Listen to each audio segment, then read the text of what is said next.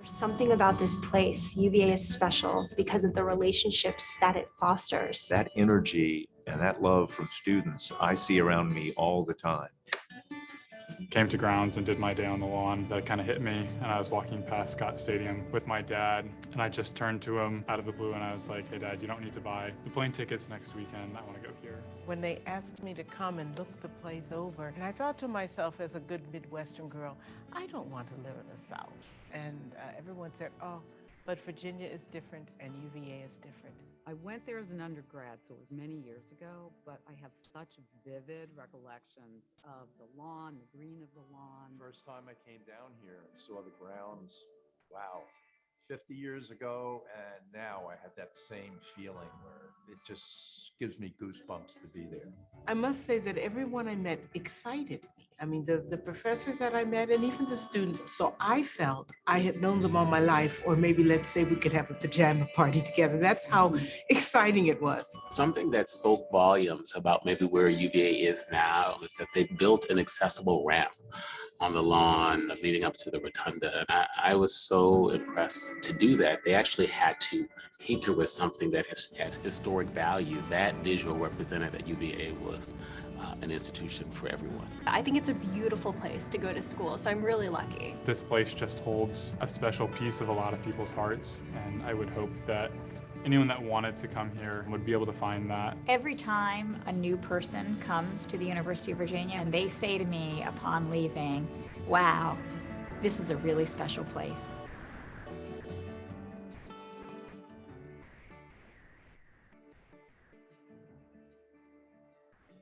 Good evening, and thank you all for joining us for tonight's Honor the Future event. My name is Abiola Ogunkoya, and I am from New York City. I'm a rising third-year student at the university, majoring in commerce.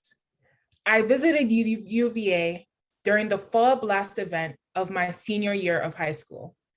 I was hosted by fourth-year students and spent my first night having an impassioned conversation about one of my host's classes. Taking that moment in, I realized how important it was for me to be a part of a community of students who were both enthusiastic about their studies and sharing their knowledge with others. Thankfully, I have been able to share my passion for UVA through my involvement in the second year council. Inspired by the COVID-19 lockdowns, I was able to create the Albemarle Mentorship Program during the fall of 2020. My team and I worked to connect UVA students with Albemarle High School students via online meetings. The mission of this program is to aid high school students through the college application process by reviewing essays, resumes, and answering other questions. I look forward to continuing this mentorship program as a way to give back to the surrounding Charlottesville community. The university is so special to me, and I am extremely passionate about making sure it is accessible to many more generations of students. This is honoring the future, welcoming all students and creating the most prestigious university that continues to produce exceptional leaders. Now, it is my pleasure to welcome the university's 9th president, Jim Ryan. President Ryan has prepared a few video remarks for us. After his remarks, President Ryan and Peter Grant will discuss many of the questions you submitted when registering for tonight's program. Thank you again for joining tonight. Good evening, everyone, and thanks for joining us. During the Honor the Future campaign kickoff weekend in October of 2019, I gave a speech in Old Cabell Hall called Dear Miss Future, which envisioned an imaginary meeting with the future, whom I called Miss Future. It described my hopes for the University of Virginia. The world looked a little different to me back then. I didn't, at the time, I have to confess, own a bottle of hand sanitizer. I also thought innocently enough that I had stocked a reasonable supply of toilet paper to provide for my family. And the CDC was a website I sometimes visited to find out how long to cook pork chops. In my speech, I talked about how eager I was to meet the future and how we're committed to being a university that's both great and good. I talked about what we would carry with us to prepare. If the meeting with Miss Future were a trip to Pack 4, I said, we would definitely take a suitcase filled with UVA's most dearly held values, values like trust and honor, integrity, student self-governance, respect and curiosity, diversity, inclusion, and opportunity. I also talked about UVA's history and our capacity to change for the better. I talked about how despite significant changes over time in who attends UVA and what courses we offer, in our size, in our global focus, in our built environment, and in our hospital system, despite these changes, we've remained committed to our founding ideals of preparing citizen leaders and pursuing the truth wherever it might lead. It turned out we'd soon face a test of our capacity to change for the better, a challenge none of us expected, and one that revealed to us in hindsight that we have more capacity to adapt than any of us could have imagined. In March 2020, COVID-19 arrived in Charlottesville. We made the difficult decision to not invite students back to grounds following their spring break. We asked faculty and staff to work from home indefinitely. We put thousands of classes online in a matter of 8 days, and we made it through the spring. We then invited students back for the academic year amidst a great deal of uncertainty and not a few naysayers who told us we were acting irresponsibly and that our students would never be able to follow public health guidelines. But here's the thing, they did. And here's another thing, thousands of faculty and staff stepped up. Our researchers devised new ways of testing for the virus, from saliva to wastewater. We installed plexiglass in classrooms. We learned new meanings of the word Zoom. We housed students in quarantine and in isolation. We gained unexpected proficiency in airflow and ventilation measures. Friends like the Woodruffs, Mannings, and the Battle Foundation offered resources to fuel research and testing that would help us confront the pandemic. We relied on the extraordinary expertise, wisdom, and dedication of UVA's medical experts to guide us. We worked with our amazing athletics department to figure out how to allow student athletes to compete safely. We worked with students to reschedule graduation not once, not twice, but 3 times. We invited students back for the spring semester, but with no spring break. We set up community vaccination sites for Charlottesville residents, and now UVA Health is partnering with the Blue Ridge Health District to vaccinate all of us. None of this was in the 2030 strategic plan, nor mentioned in our campaign kickoff. These actions weren't scheduled, arranged, or designed for. In many ways, it was hard to see how they got us closer to being a great and good university. In fact, during some of the darkest days, it felt to me like our progress was halted, our growth stunted, and that our much anticipated meeting with Miss Future would be put on pause indefinitely while we contended with an unpredictable and devastating virus. That's when I reached back into the suitcase I imagined packing for the future, and revisiting those enduring values helped me see that there was a great deal that we had not, in fact, put on hold. It became clear that the Honor the Future campaign and what I had hoped for in my campaign kickoff speech was not only still in forward motion, but also more important than ever. I saw that we hadn't paused on our efforts to strengthen democracy. In fact, we launched a new series, the Democracy Dialogues, intended to model civil debate and discourse about some of democracy's most pressing challenges. We put together a new university-wide committee to consider and draft a statement about the role and importance of free speech. And we continued planning for an Institute of Democracy with a building in the new Emmett Ivy corridor that would synthesize and accelerate multiple initiatives across grounds. And in fact, that vision is very close to reality, as you'll hear in a few weeks. Democracy is and will be a defining commitment of the University of Virginia in the 21st century, and our commitment to its study and to public discourse and debate will not wane. I also saw that we hadn't paused on our efforts to make UVA more open and accessible. The campaign so far has raised a remarkable amount of funding for new scholarships, totaling over $500 million. And we've just recently raised generous new funding for the Blue Ridge Scholarships and the University Achievement Awards, ensuring that more low-income and first-generation students will be able to attend UVA. We created a new partnership to award scholarships to transfer students from Piedmont, Virginia Community College. We opened our door wider to working adults with the UVA Edge program, which helps them develop skills and paves the way for a future degree. And the world took notice. The Princeton Review ranked us #1 for financial aid among public schools and second in the country among public schools in the value we offer to our students, recognizing the remarkable return on investment that this university provides to students and their families. Our efforts to change lives through a UVA education have been successful so far, but the economic toll of the pandemic has energized us to do even more. Raising funds for scholarships to make UVA accessible for even more students and families remains one of our most important goals of the campaign and one of the most compelling ways we can truly honor the future. Back to opening up that suitcase, I saw that we hadn't paused on our efforts to better understand our past and to pave the way for a more equitable and inclusive future. We completed construction on and formally dedicated the Memorial to Enslaved Laborers, a breathtaking and award-winning tribute to those who helped to build and sustain our university without their own freedom. We formed a naming and memorials committee with representation from across the university who got to work thinking about how we should recognize our history and learn from it. And we made a substantial investment along with the college in the incomparable Carter Woodson Institute for African American and African Studies.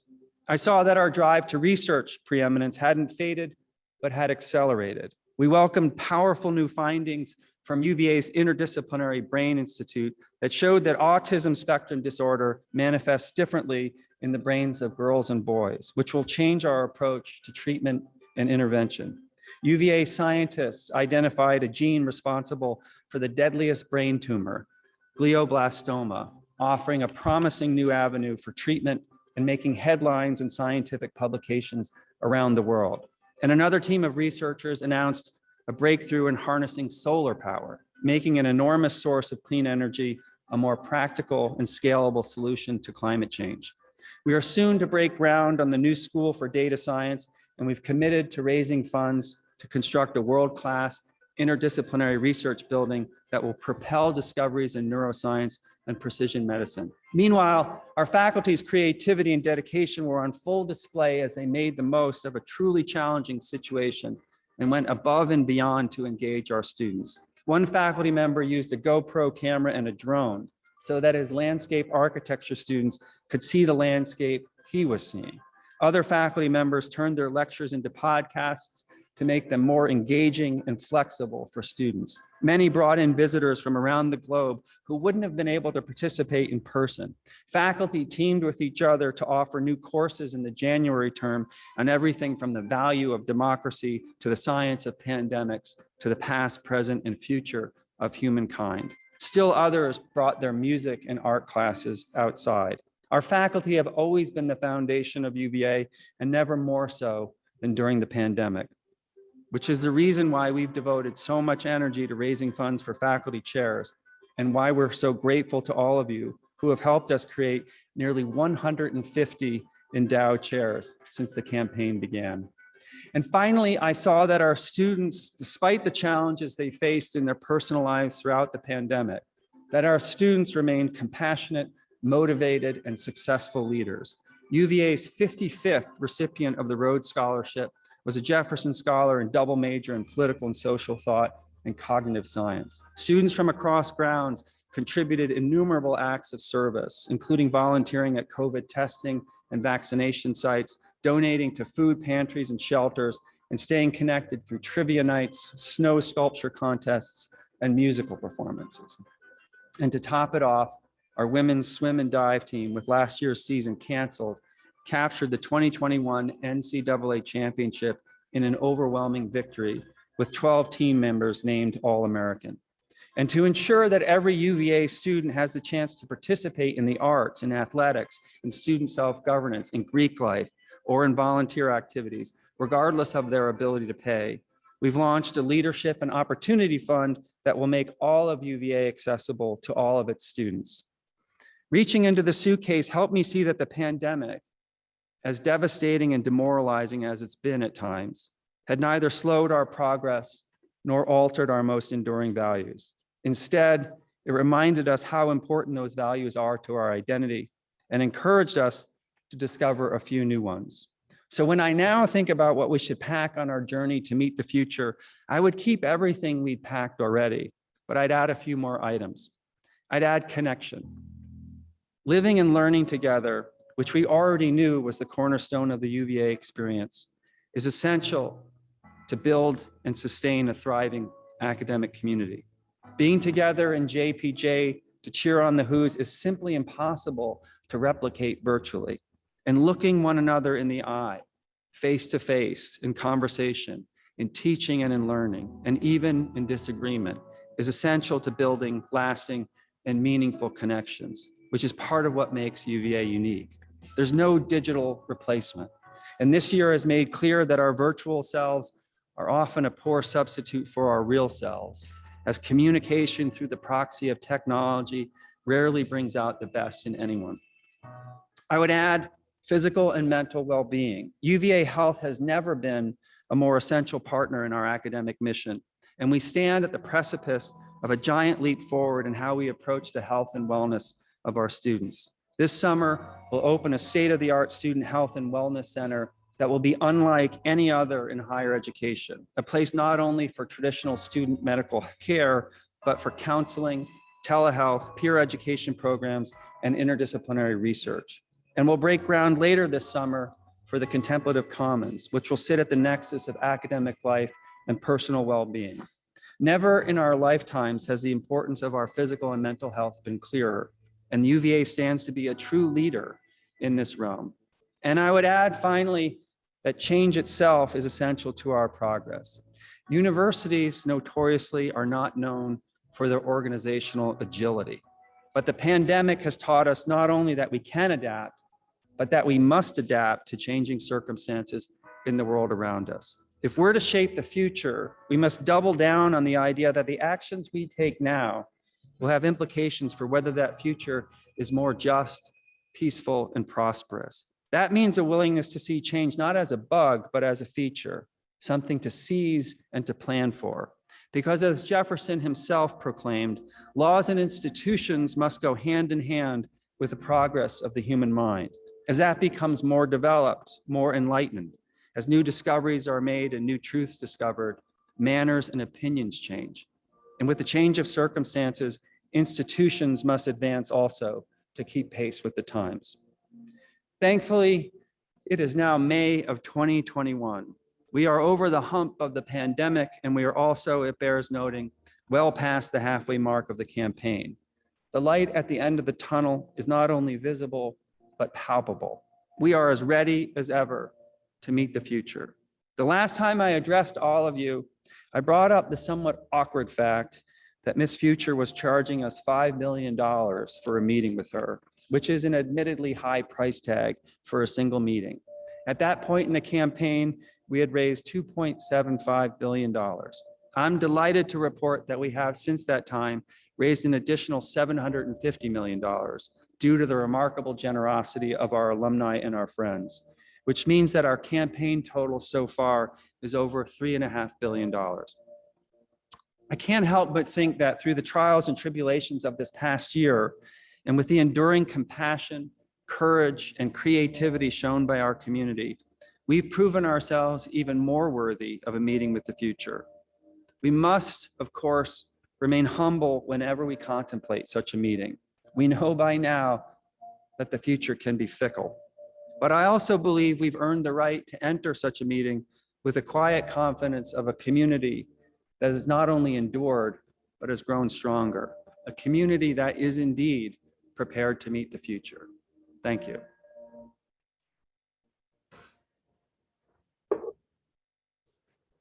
Good evening. I'm Peter Grant, Chair of the Honor the Future campaign. Welcome to the Dome Room of the Rotunda.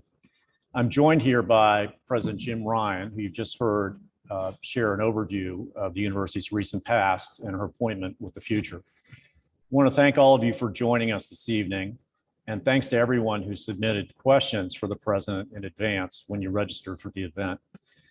We're prepared to answer those questions, but we'd also encourage those of you that didn't have a chance to submit questions to do so through the course of the Q&A using the Q&A function at the bottom of your screen.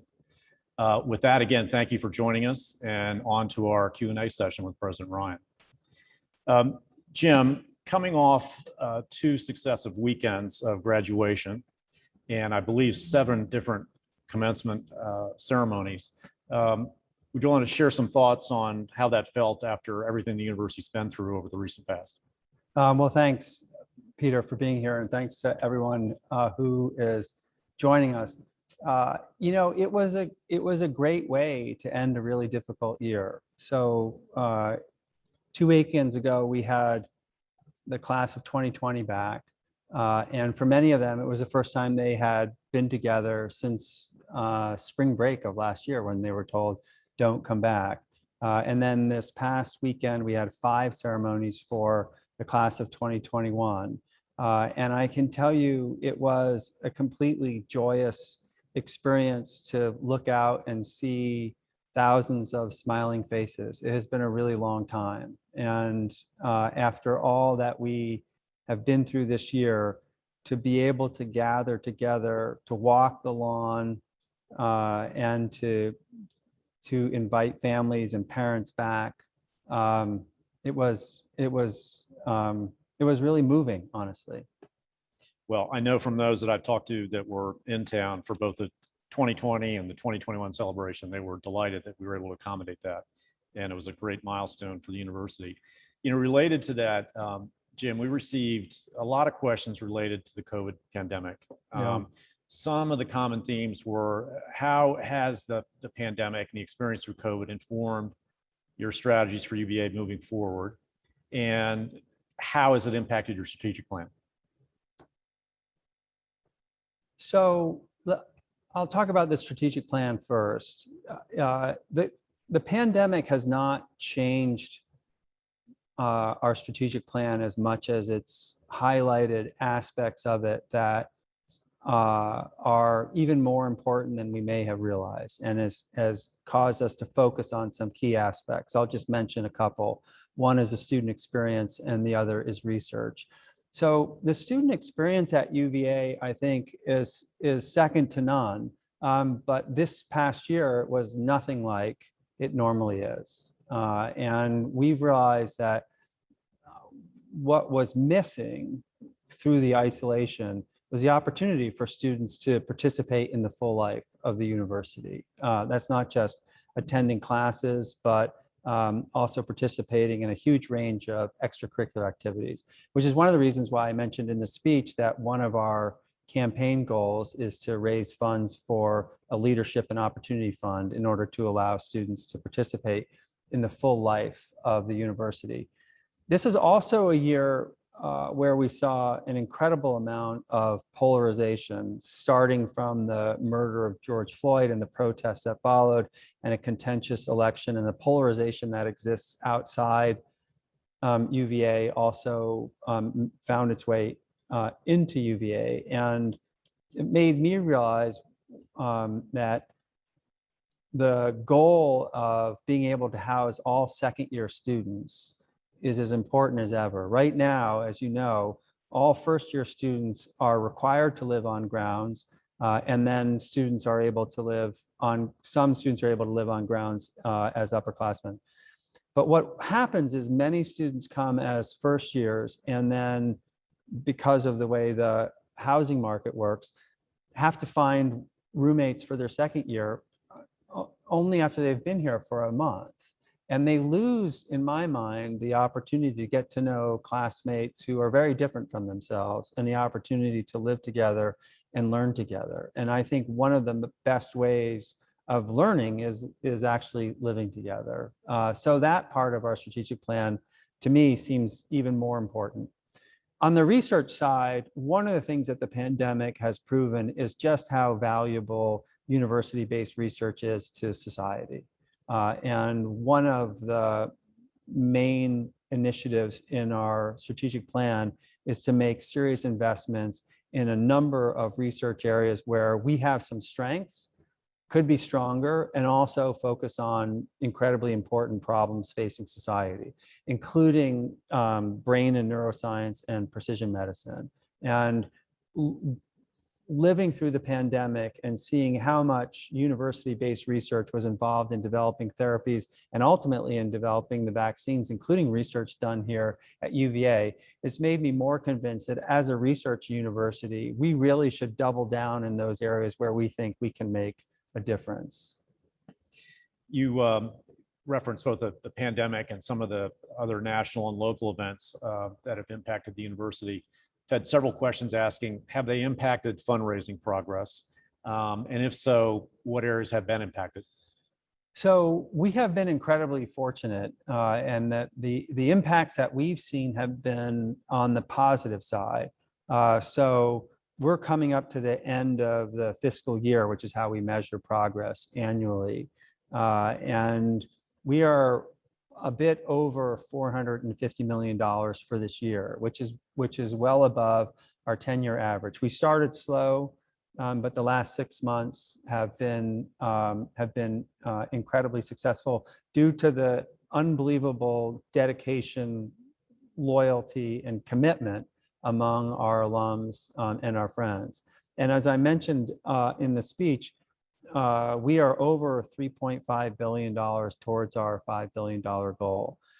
Where we have seen an impact, as I mentioned, is on the positive side, insofar as we've had alumni and friends of the university provide funding to support research related to addressing COVID.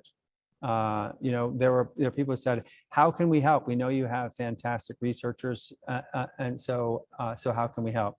We've also had funding for students who have faced unexpected hardships because of the pandemic and what it's done economically. And so I would say that we're in an incredibly fortunate place, again, because of the strength of this community.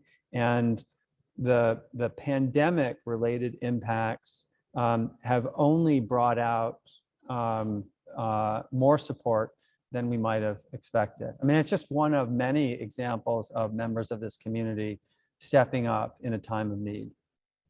Okay, we're going to shift gears a little bit. I'm going to remind the audience, you are able to submit questions live using the Q&A feature, and we encourage you to do so. And if time permitting, we'll get to some of those. Jim, we've got some people asking in different forms, but what do you see as the university's greatest long-term opportunity? And how would you describe the critical path to get there? So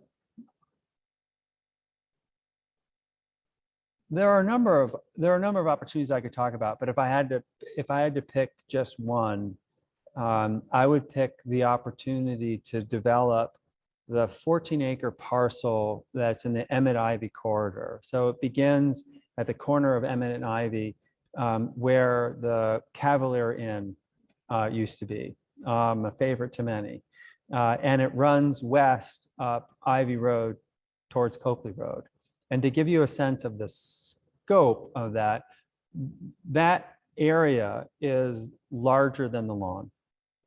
It is also in an incredibly important location on grounds because it's equidistant between Central Grounds, where we are now, and North Grounds, where the law school and Darden are. And we had a big planning process, and the plan is to build a space that will bring people from North Grounds and Central Grounds together, but also bring people who on this site will work together, and also bring in visitors. So we're building in a hotel and conference center. We're going to break ground this summer. That's where the new School of Data Science, our brand new school, is going to be located.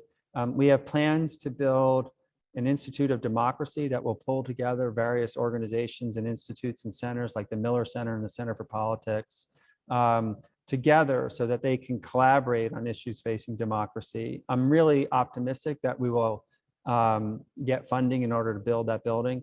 We're also planning an interdisciplinary research building and a performing arts center. And we're in the planning stages of the research building. And with respect to the Performing Arts Center, we need an anchor gift, and we'll be off to the races.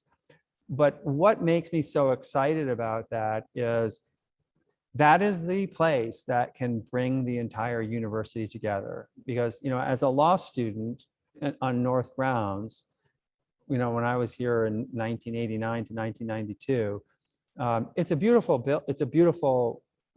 building and a beautiful setting, but you feel really disconnected from the rest of the university. And so the ability to stitch together those two parts of the university and to do it surrounded by these activities that I think will enhance the experience of students and faculty alike, to me is the most interesting and significant long-term opportunity. How we get there, it's a combination of investment of university funds and frankly, philanthropy. I think several of our participants had taken note of a recent working group committee you'd formed and asked the question, what effort is the university taking to encourage respectful thought, debate, and acceptance of differences of opinion? Yeah, that's a great question. And that is a topic that is near and dear to my heart. When I came here as a law student, one of the things that struck me about the law school that was different from my undergraduate experience was there was a great deal of diversity ideologically and politically. And there were robust conversations and robust debates, and they were respectful. And that was true among faculty as well.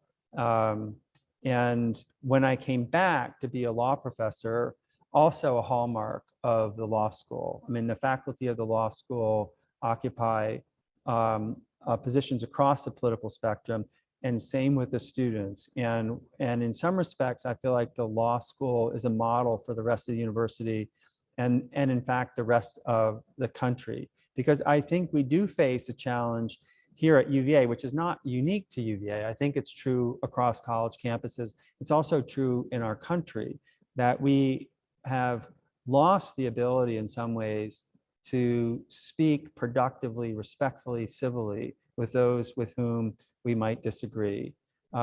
So we are doing a number of things to promote the respectful exchange of ideas. So you mentioned the committee. That's being chaired by Leslie Kendrick, who is a professor of law and the vice dean there. And it has students, faculty, staff, and alumni.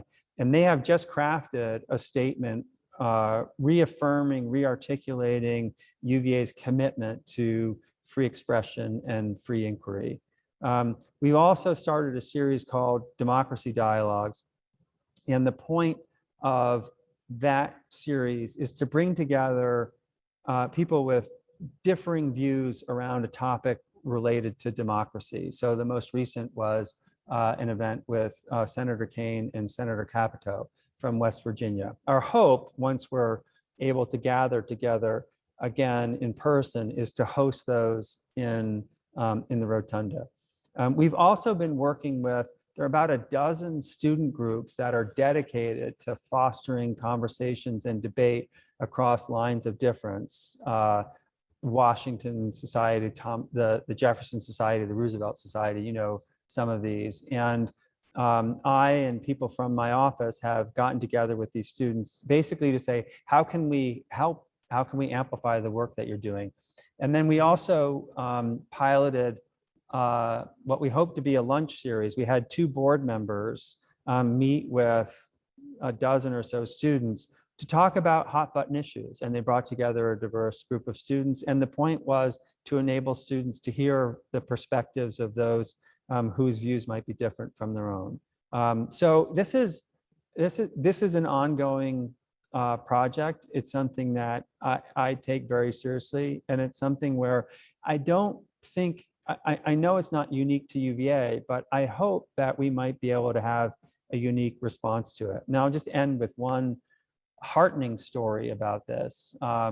So I ran into a student while I was picking up some food, and we just got to talking, and he told me he was in Larry Sabato's class and was producing a documentary about politics at UVA. And for the final scene, he wanted to bring together students from different sides of the political spectrum and ask them, could you come up with a common message that you could paint on Beta Bridge.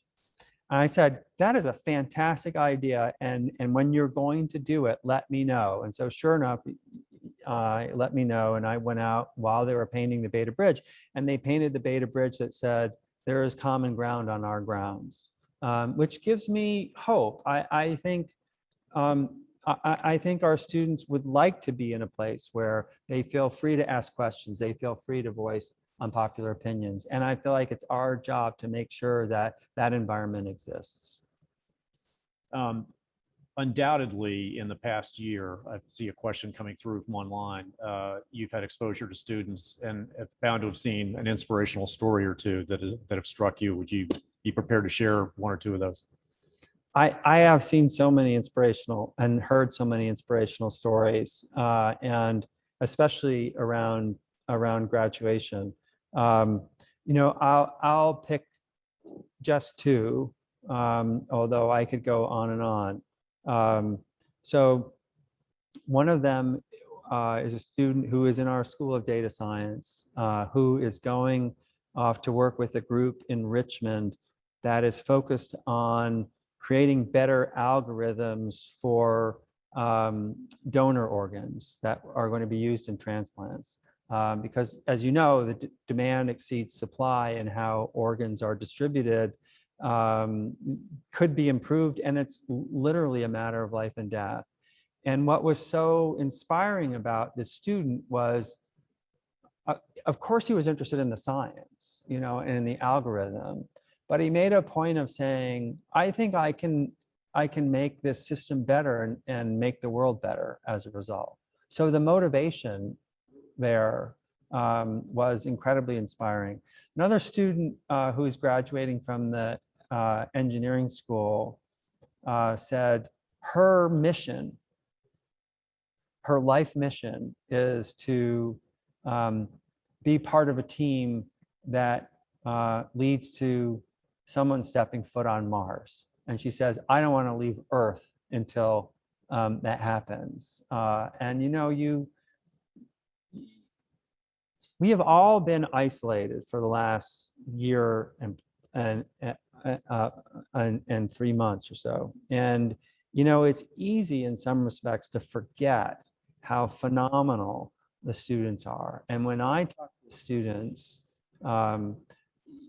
not only are they recognizable, they're in many ways, at least from my perspective, they're better versions of the person I was at their age. They're more engaged. They are more eager to make their mark and to make the world a better place. They are the reminder of why you and I are sitting right here, honestly. Thank you for that. Jim, I'm seeing a couple of questions coming through, and we had a number in advance about the honor system. Yeah. Some observe that the honor system doesn't seem as important to students compared to when they attended UVA. Can you speak to why you think that is, and what UVA is doing to uphold the honor system?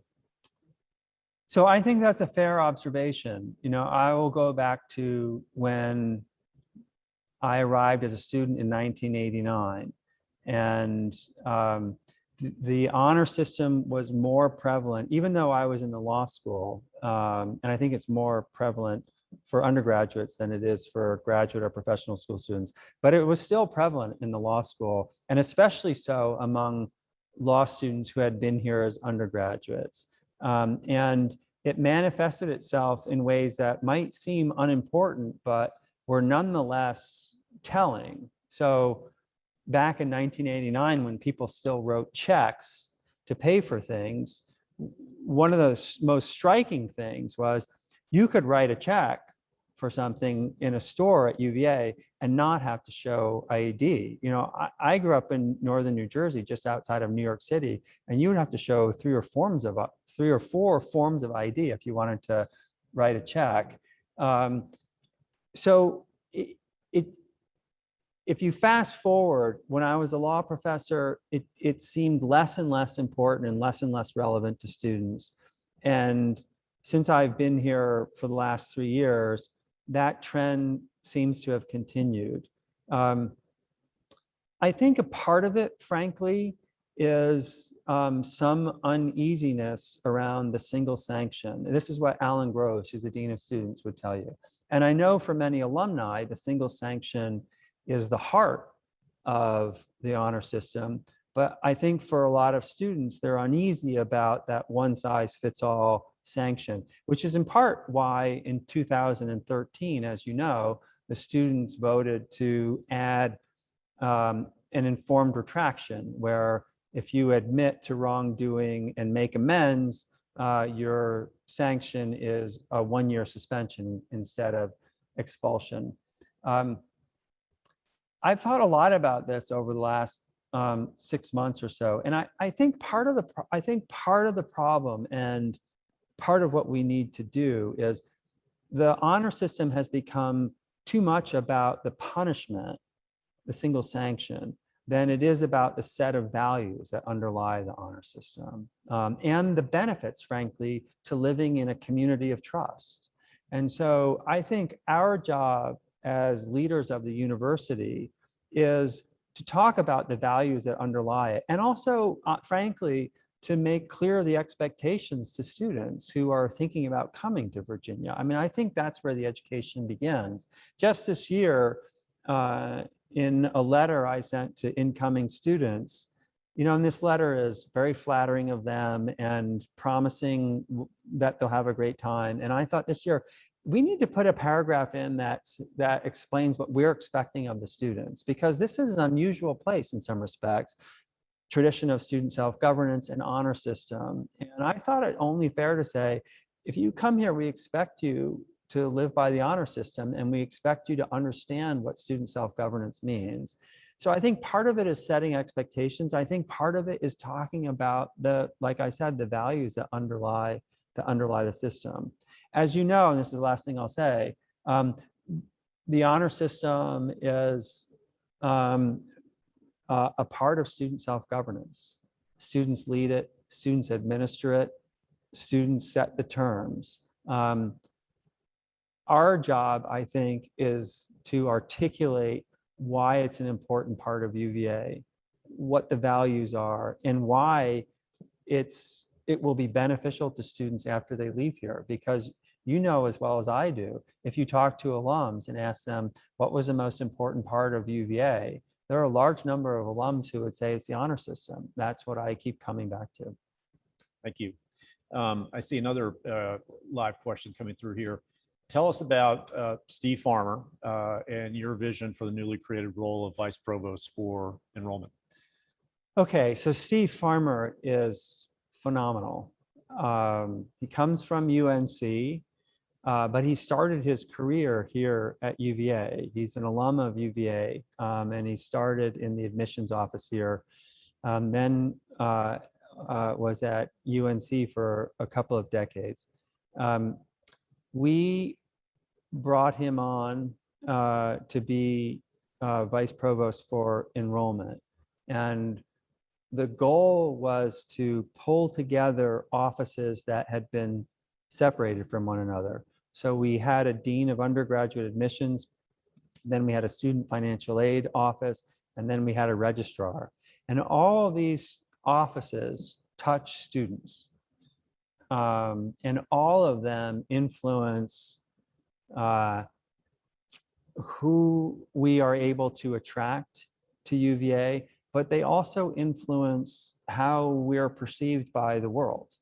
And so we thought we should pull these offices together so that the experience of someone from the minute they are interested in UVA to when they're registering for classes is seamless and is as good an experience as they can have.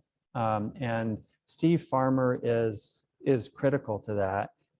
When we were recruiting him from UNC, every single person we talked to said, if you have any opportunity to recruit Steve Farmer, you should jump at it.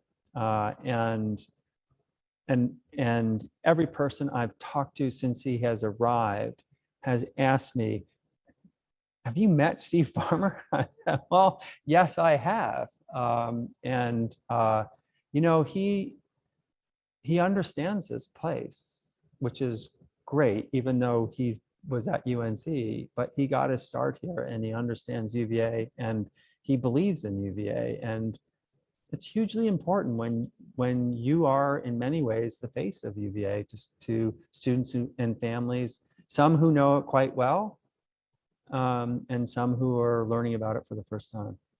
Very well put. We have time for maybe a last question. Jim, we've seen a number about UVA's presence in Northern Virginia. A more specific one was, how does UVA have an opportunity to partner with companies like Amazon in a place like Northern Virginia? That's a great question. So we already have a number of partnerships on a smaller scale than in Amazon, but across a number of sectors: health, government, education, the tech sector.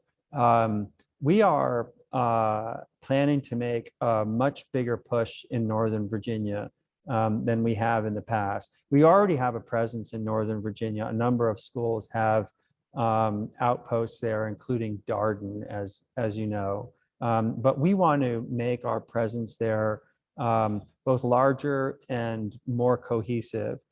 And one of the benefits of that, I think, is that offers us the opportunity to partner with a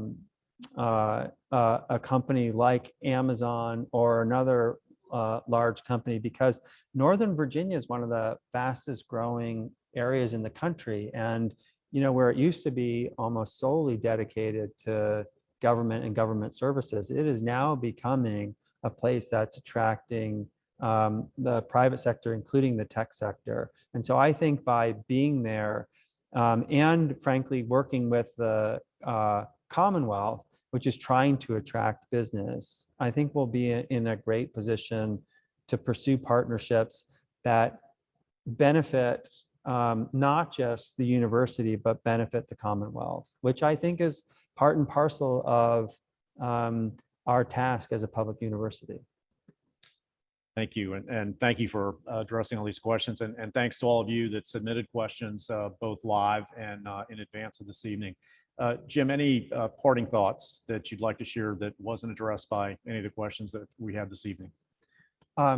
Well, I mean, I would just like to thank everyone for participating and taking some time out of your evening. And Peter, I'd like to thank you especially for your leadership of this campaign, for your dedication to UVA. I have said this before, and I will say it again. I don't think there's a better ambassador of UVA out there. And so my heartfelt thanks to you in particular. Thank you. Thank you, Jim, for that. Before parting, we'd like to extend our condolences to the family and friends of Senator John Warner, who we understand passed yesterday.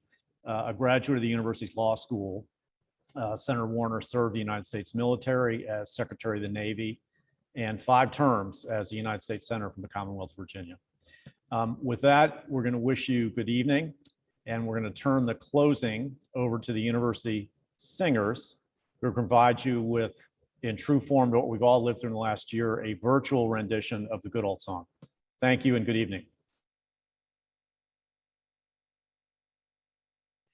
The good song of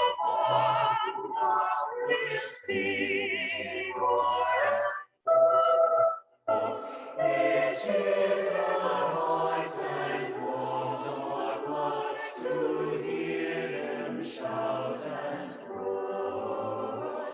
We come from old Virginia, where all is bright and gay.